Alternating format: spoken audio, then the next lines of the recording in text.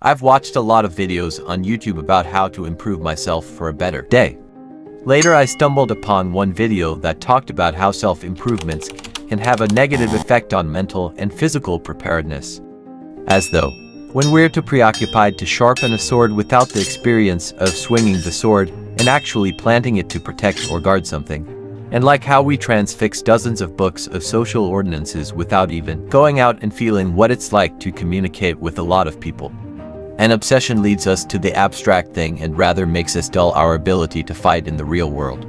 But there are comments that make me think everyone has their own capacity. Like, not everyone who applied self-improvement is an inexperienced person. The comment was written by a user named Daniel Prusvernevs. He wrote down some of the experiences he had in his journey seeking life's advancement. The user believes that goals are needed in the short things of life. He set the goals for not smoking and quit drinking in 2 months and nailed it. He basically quit all the bad habits that led to life setbacks, but he believes that he is still working on it. He argued that self-improvement actually boosted his confidence. Going through such activities as reading a book and putting it into practice in real life has helped him in every situation.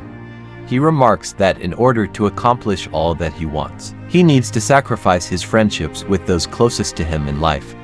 Precisely, self-improvement does help a lot in this aspect of life. Obsessing over goals is in fact the main enemy of self-improvement itself. The key is to consume your time better at experiencing things rather than doing a ton of research about your lack of interest and self-motivation. Self-improvement videos, books, or any platforms that you use and work on are capable of changing your life only if you're trying to be part of it. Only if you decided to actually practice it instead of just idealizing it. Well, how is that supposed to work if we don't know any methods that lead us to big changes of life? Well, Zeno of Citium explained a few of these issues. It's called the Stoicism. Except to the most avid seekers of wisdom, Stoicism is either unknown or misunderstood. Indeed, it would be hard to find a word that dealt a greater injustice at the hands of the English language than Stoic. To the average person, this vibrant, action-oriented, and paradigm, a shifting way of living has become shorthand for emotionlessness, given the fact that the mere mention of philosophy makes most nervous or bored. Stoic philosophy on the surface sounds like the last thing anyone would want to learn about, let alone urgently need in the course of daily life. But, in order to gain a deeper understanding of what he created, we must first learn who he is. Zeno of Citium. His nickname was the Phoenician. Zeno began his passion for philosophical science when he arrived in Athens after an unfortunate event in his life happened. At the time, it was said that his ship sank on his voyage between Phoenicia and Piraeus. His ship sank with no shortage of cargo left on him. Gold, jewelry, groceries, armor, clothing, and basically every possible valuable thing he has, and the irony was that he saw it in front of his own eyes. While visiting a bookstore, he was introduced to the philosophy of Socrates and, later, an Athenian philosopher named Crates. These influences drastically changed the course of his life, leading him to develop the thinking and principles that we now know as Stoicism.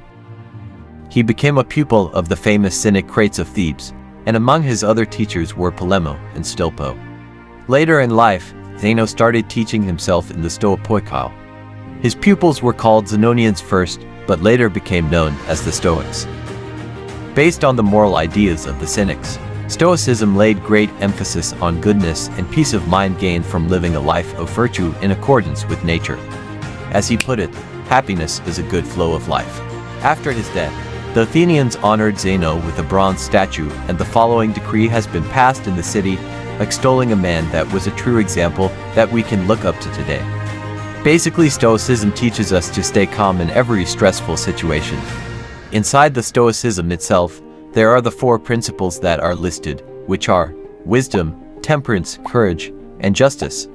When we study Stoicism, the 4 principles embraced can lead to a way of fulfilling a better life.